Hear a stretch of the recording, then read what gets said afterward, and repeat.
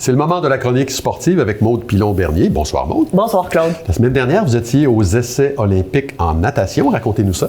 Oui, vraiment une super belle expérience. On était près d'une quinzaine de thérapeutes qui étaient là. Il y avait des centaines et des centaines d'athlètes de partout au Canada. Donc, on a côtoyé la prochaine équipe de natation au niveau du Canada. Les gens qui se sont classés, on a pu voir tout le processus durant toute une semaine. C'est un gros événement. C'est exactement 7 jours. Il y en a même qui arrivent avant pour se préparer.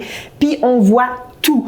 C'est vraiment comme un peu une mini préparation aux Olympiques. Donc, l'ambiance est faite pour les mettre dans un décor, puis les mettre dans vraiment mentalement préparés pour comme si c'était la performance pour les Olympiques au niveau des athlètes, des entraîneurs et de tous les professionnels ou tout le personnel qui s'occupe de ça.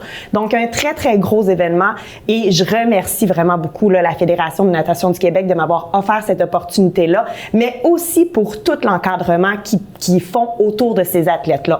On parle là, de vraiment, ils sont très avant-gardistes sur la santé mentale et physique, la prévention de tout ça au niveau des athlètes en natation. C'est vraiment un sport qui est à l'avant là, de tous les autres sports que j'ai côtoyés jusqu'à date. Pour ça, vraiment, on veut pas attendre que l'athlète ait un problème, on veut pas juste lui offrir du support, on prépare tout. On va aller au-devant des coups. On va au-devant, on prépare, tous les professionnels sont là pour les accompagner avant même qu'il se passe quelque chose, que ce soit un nutritionniste, un psychologue sportif, des massothérapeutes comme moi, des kinésiologues, des physiothérapeutes, sont tous là pour préparer puis encadrer l'athlète avant même qu'il y ait quelque chose qui se passe, un inconfort au niveau de l'athlète. Donc, c'est vraiment très bien pensé. Puis bravo à la Fédération du Québec, mais aussi à Natation Canada pour tout ce bel événement-là et cet encadrement-là de nos athlètes, nos futurs Olympiens. Oui. Maude, pour la deuxième partie de votre chronique, vous souhaitiez nous parler de l'importance pour les athlètes d'élite de bien se préparer à la retraite. Pourquoi maintenant? Pourquoi avant les Olympiques? Exactement. Pourquoi avant? Et c'était super important pour moi parce qu'il y en a déjà qui subissent le stress et l'angoisse de si justement ils n'ont pas atteint, parce qu'il y a encore des classifications, mais il y en a qui savent qu'ils n'iront pas, que ça vient de se passer, qui n'ont pas été classés puis que ça fait des années et des années qu'ils attendent pour ça.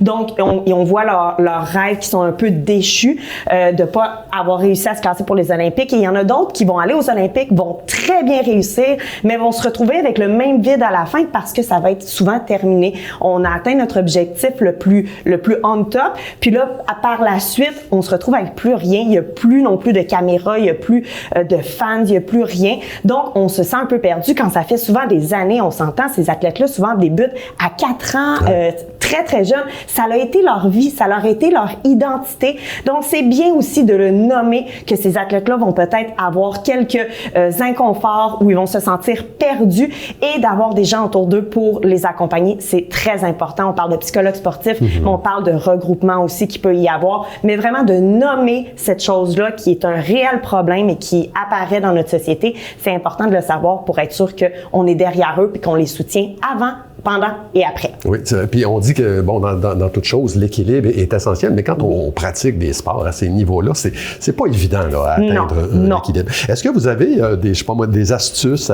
à donner aux athlètes là, qui leur permettraient d'entamer ce processus-là d'une façon solide? Oui, et je tiens ces astuces-là de mes athlètes que j'ai côtoyés, qui vont aller aux Olympiques, d'autres qui ont déjà fait les Olympiques.